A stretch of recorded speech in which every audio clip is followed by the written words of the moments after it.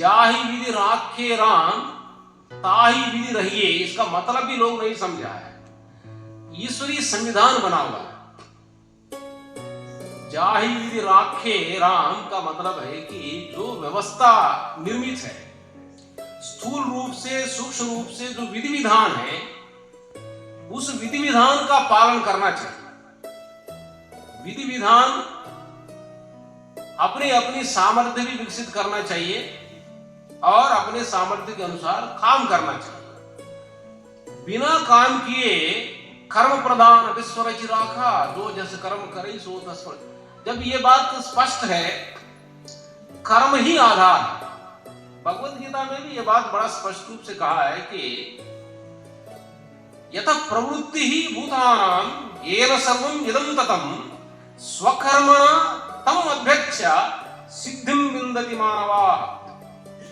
इस सारी विश्व को जो सत्ता चलाती है और सारी हर एक जीव को अपने कर्म के अनुसार जो कर्म फल प्रदान करती है, उसकी पूजा स्वकर्मणा, अपने कर्म के ही माध्यम से। आदमी बुराई करता है, खुराफात करता है, वो तो इनकी पेट में लात मत मारो, भाई इनके पेट और खराब हो गया, लात पड़ेगा तो खराब ठीक हो जाएगा, और इनको देखते देखते और 10 लोगों का पेट ठीक हो जाएगा। ये बात, लेकिन हम करें ना करें, ईश्वरीय व्यवस्था स्वयं दंडित करता है उसको।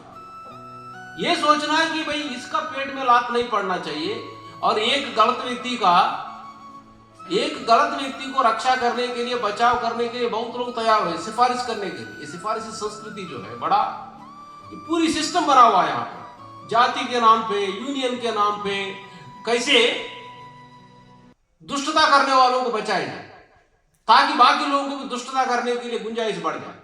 इसलिए जो किंग कर्तव्य विमूढ़ है, जो मन चाहे वो करने की जो आदत है, क्रिमिनल्स को बचाने की प्रक्रिया थी। हम लोग ने यहां देखा किस तरह की जो क्रिमिनल्स का भी बोलबाला है, ठेकेदार इंजीनियर्स के ऊपर कानपट्टी पर जो इसमें गोली चढ़ा के जिस तरह का एमबी बनाना, जो भी उल्टा सीधा काम है, अब मैं ये कह सकते हैं कि काफी कम हुआ है। कम से कम जो नंगाराज है, क्योंकि योगी महाराज जी आने के बाद तो क्रिमिनल्स के ऊपर बहुत बड़ा शिकार किया गया है। अब दुष्टता करने वालों के खिलाफ भी शिकार होना बाकी है।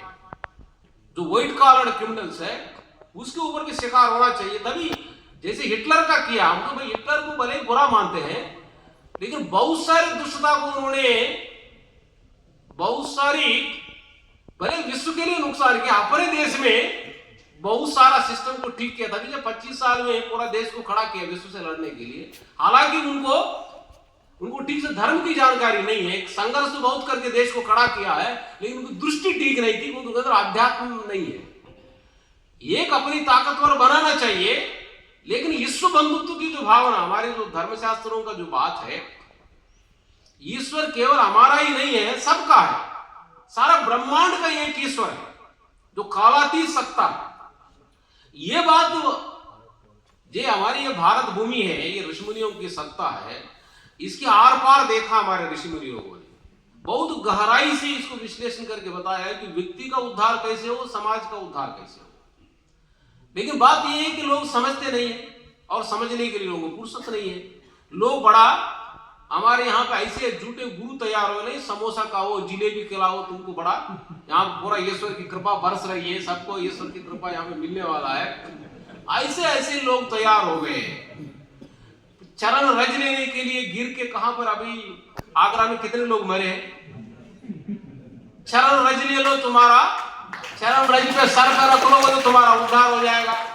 और चरण रज के चक्कर में जा जाके ऐसे झूठे गुरु तैयार हो गए यहाँ पे। तो सब जगह जो शास्त्रों की बातें तो ठीक से समझते नहीं है, और लोगों को भरला के, ये भी बड़ा दुर्भाग्य है। इसको समझना पड़ेगा कि भाई भारत भूमि में इतनी वैज्ञानिक विधि विधान है, और जितना चिंतन मनन हमारे भारत भूमि में हुआ है धर्म के लेके, मेरे घर में कहीं नहीं हुआ।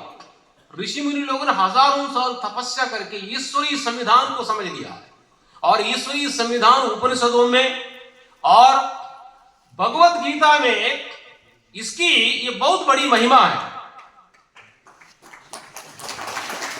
आजादी आंदोलन के महापुरुषों ने भी प्रेरणा लिए हैं, और हमारी जितनी ऋषि सत्ता सभी लोगों ने, आदि शंकराचार्य जी, मध्वाचार्य, रामा, जितने महापुरुष है, और महात्मा गांधी तो साथ में लेके चलते थे। जब भी मुझे डाउट होता है, मैं भगवत गीता देखता हूं तो मुझे समस्या का समाधान निकलता है।